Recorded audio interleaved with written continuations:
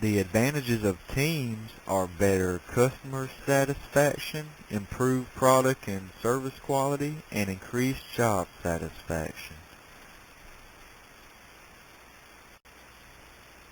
The disadvantages of teams are a high turnover percentage, social loafing, and the task of group decision making.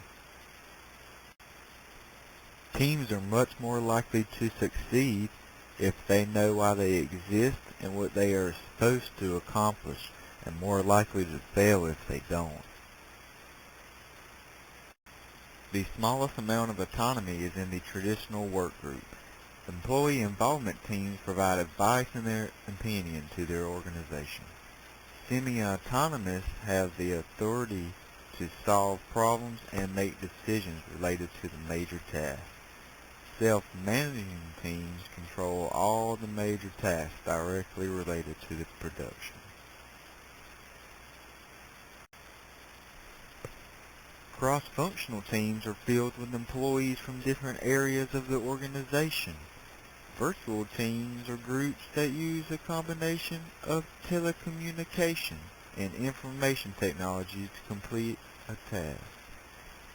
Project teams are created to complete specific one-time projects.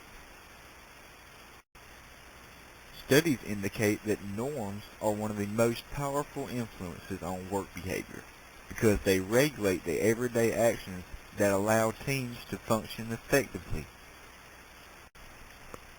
To promote team cohesiveness, first make sure that all team members are present at team meetings and activities.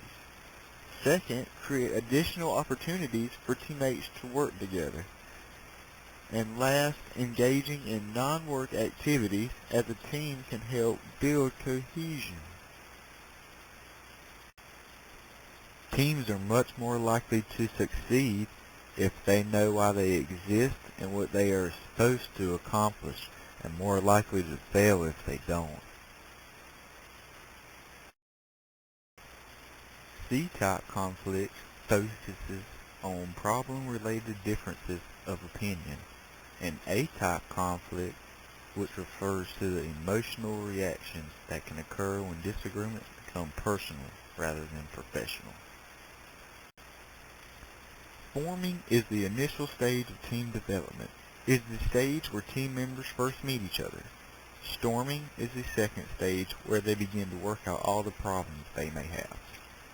Norming is the third stage of team development, where team members begin to settle into their roles as team members, and performing is the last stage, where performance improves because the team has finally matured into an effective, fully functioning team. Structural accommodation means giving teams the ability to change organizational structures, policies, and practices if doing so helps them meet their stretch goals. Bureaucratic immunity means that teams no longer have to go through the frustrating, slow process of multi-level reviews and sign-offs to get management approval before making changes. Individualism, collectivism, is the degree to which a person believes that people should be self-efficient and that loyalty to oneself is more important than loyalty to one's team or company. Team level is the average level of ability, experience, personality, or any other factor on a team.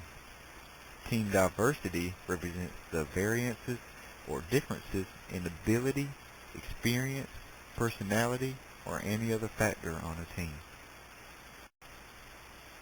Organizations that create work teams often underestimate the amount of training required to make teams effective. Because of teams' autonomy and responsibility, many companies also give team members training in decision-making and problem-solving skills to help them do a better job of cutting costs and improving quality and customer service. Skill-based pay programs pay employees for learning additional skills or knowledge that might help them in their job. Gain-sharing programs are programs companies share the financial value of performance gains such as productivity increases, cost savings, and quality improvements with their workers.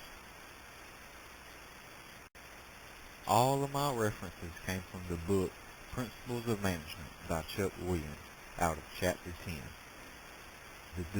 That's all, folks.